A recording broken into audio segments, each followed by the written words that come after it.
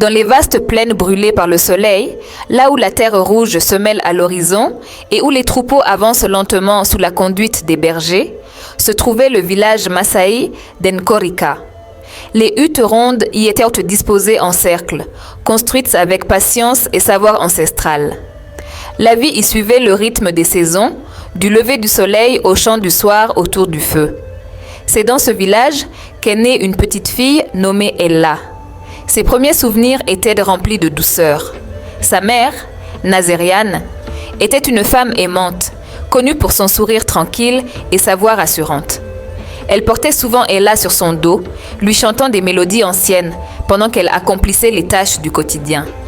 Pour Ella, sa mère était le monde entier. Mais ce monde s'effondra lorsqu'Ella n'avait que 4 ans. Nazériane tomba gravement malade. Les anciens tentèrent des remèdes traditionnels. Les femmes du village veillèrent sur elle, mais rien n'y fit. Un matin, la hutte était silencieuse. La mère d'Ella ne se réveilla plus. La petite fille ne comprenait pas ce qui se passait. Elle appelait sa mère, tirait sur son bras froid, pensant qu'elle dormait encore. Les jours suivants furent flous.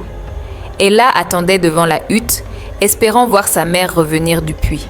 Chaque soir, elle demandait quand elle rentrerait. Personne ne savait quoi répondre. La nuit, Ella pleurait en silence, serrant contre elle un vieux tissu rouge imprégné de l'odeur de sa mère. Ce tissu devint son trésor, son refuge, sa seule consolation.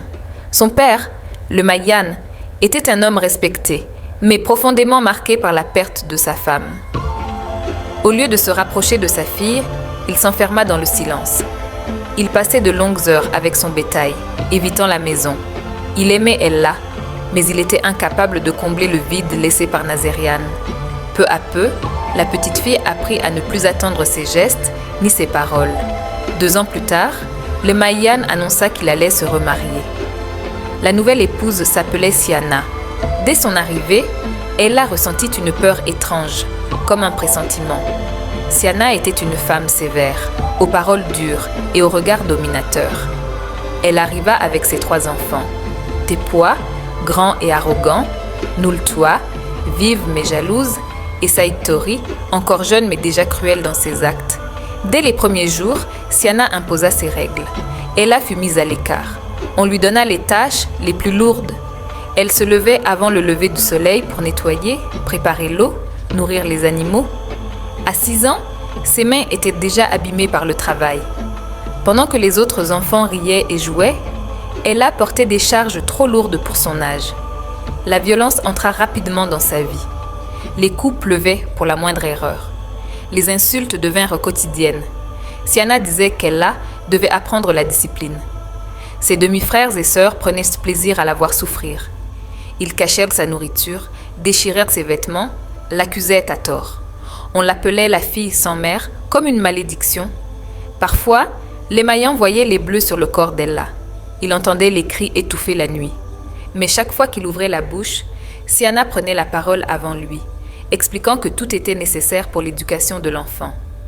Fatigué, dominé par sa femme, le Mayan se taisait. Son silence pesa plus lourd que les coups. En grandissant, elle a appris à endurer sans se plaindre. À 12 ans, elle avait déjà perdu l'innocence de l'enfance. Elle observait les autres filles du village partir à l'école, leurs ardoises à la main, tandis qu'elle restait derrière.